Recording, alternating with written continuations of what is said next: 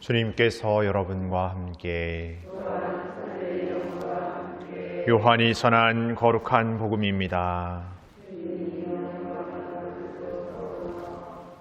그때 예수님께서는 올리브 산으로 가셨다. 이른 아침에 예수님께서 다시 성전에 가시니 온 백성이 그분께 모여들었다. 그래서 그분께서는 앉으셔서 그들을 가르치셨다. 그때 율법학자들과 바리사이들이 가나마다 붙잡힌 여자를 끌고 와서 가운데에 세워놓고 예수님께 말하였다. 스승님, 이 여자가 가늠하다 현장에서 붙잡혔습니다. 모세는 율법에서 이런 여자에게 돌을 던져 죽이라고 우리에게 명령하였습니다. 스승님 생각은 어떠하십니까? 그들은 예수님을 시험하여 고소할 구실을 만들려고 그렇게 말한 것이다. 그러나 예수님께서는 몸을 굽히시어 손가락으로 땅에 무엇인가 쓰기 시작하셨다. 그들이 줄곧 물어대자 예수님께서 몸을 일으키시어 그들에게 이르셨다. 너희 가운데 죄 없는 자가 먼저 저 여자에게 돌을 던져라. 그리고 다시 몸을 굽히시어 땅에 무엇인가 쓰셨다. 그들은 이 말씀을 듣고 나이 많은 자들부터 시작하여 하나씩 하나씩 떠나갔다.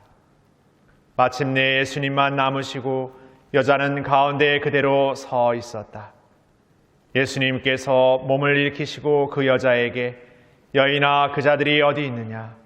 너를 단죄한 자가 아무도 없느냐? 하고 물으셨다. 그 여자가 선생님, 아무도 없습니다 하고 대답하자 예수님께서 이르셨다. 나도 너를 단죄하지 않는다. 가거라. 그리고 이제부터 다시는 죄 짓지 마라.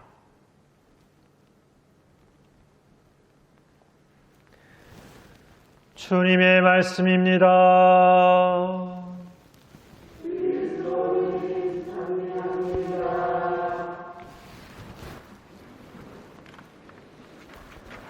선미 예수님, 안녕히 주무셨습니까?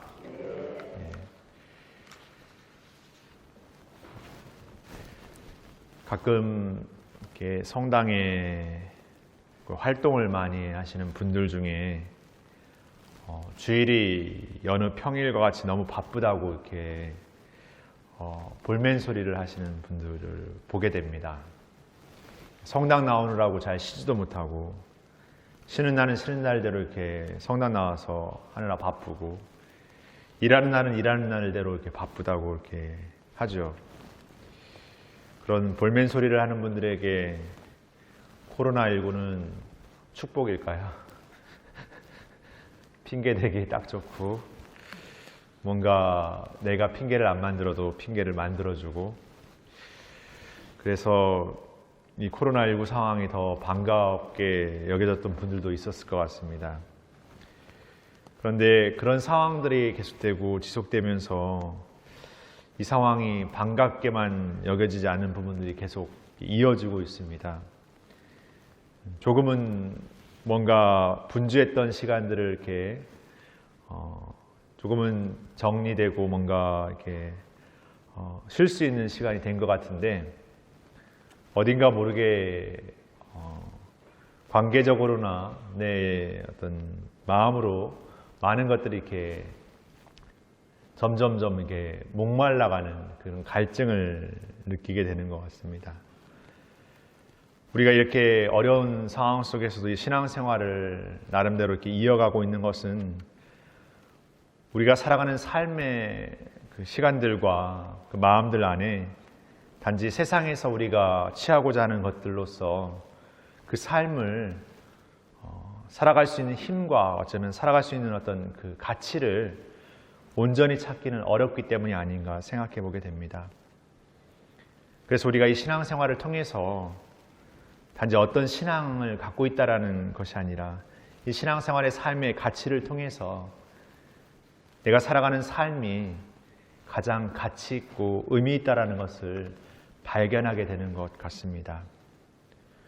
오늘 복음을 보면은 예수님께 가늠하다 붙잡힌 여인이 이렇게 왔습니다. 사람들이 예수님께 가늠하다 붙잡힌 여인을 데리고 왔습니다. 그리고 모세의 율법을 이야기하면서 이 여자에 대한 어떤 처벌을 이야기하게 되는데 예수님은 어떻게 생각하시냐고 예수님을 시험 아래 들죠.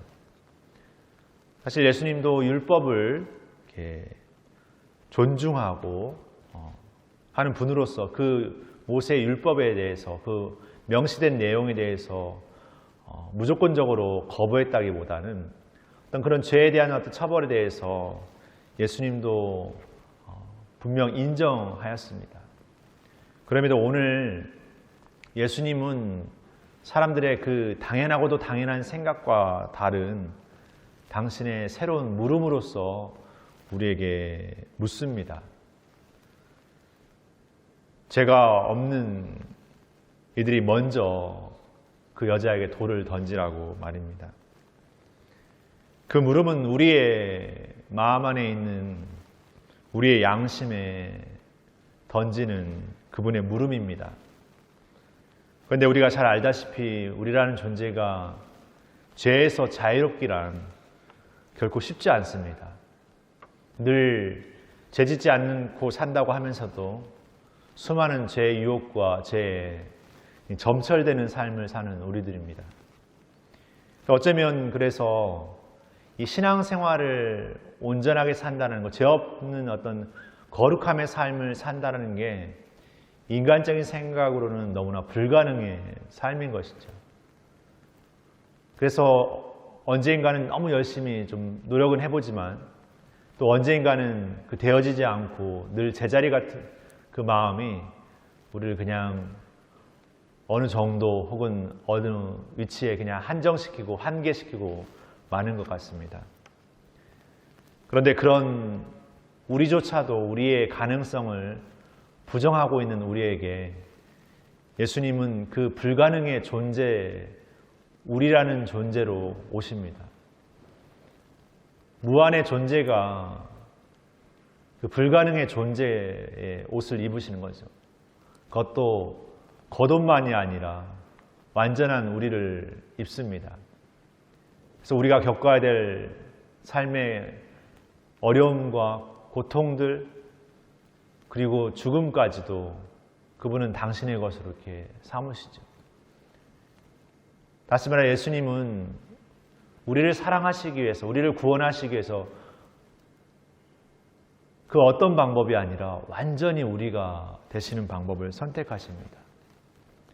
그렇게 하심으로써 이 죄 많고 불가능한 우리의 존재가 그 죄를 벗고 죄를 씻고 새로움의 존재로 거듭날 수 있다는 것을, 우리는 죽음의 존재가 아니라 부활의 존재라는 것을 새롭게 알려주십니다.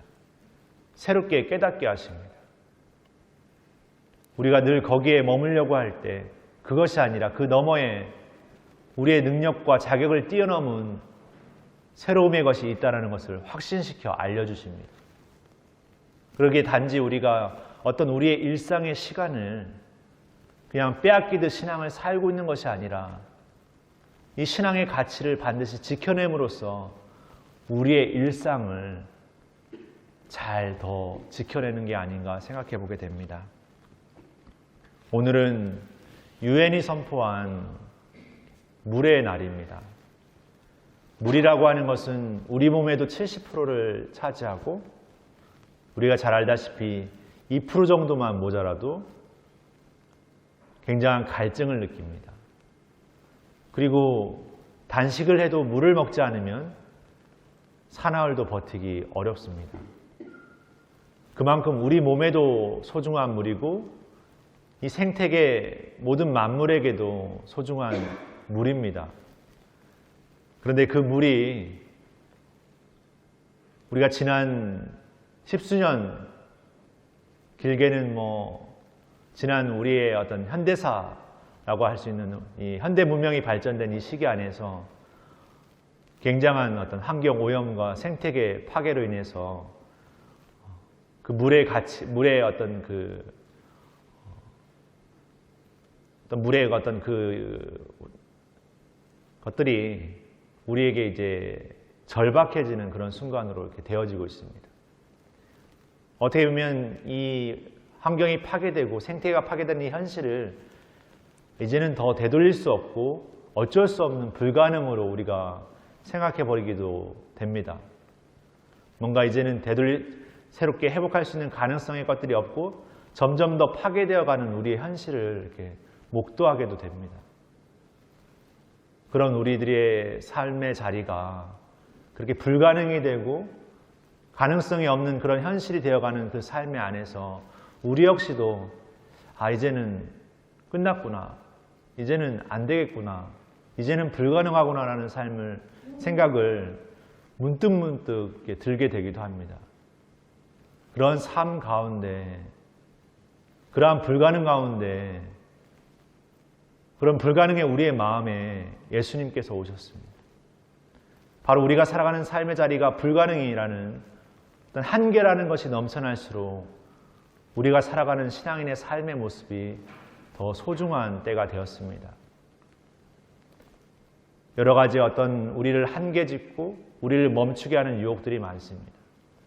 그런 것에 우리의 어떤 욕구적인 것, 우리의 어떤 탐욕적인 것을 붙여서 나는 그것을 갈망한다라고 포장하려 들지 말았으면 좋겠습니다.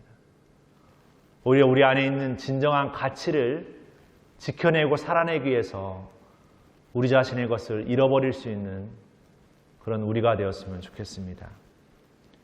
오늘 가늠한 여인에게 새로남의 길을 열어주신 예수님의 초대처럼 우리의 삶에서 우리의 불가능을 넘어서 그 새로움으로 거듭날 수 있고 새로남으로 나아갈 수 있는 그분의 초대에 응답하면서 이 사순의 마지막 여정을 또 한 걸음 내딛어 나갔으면 좋겠습니다.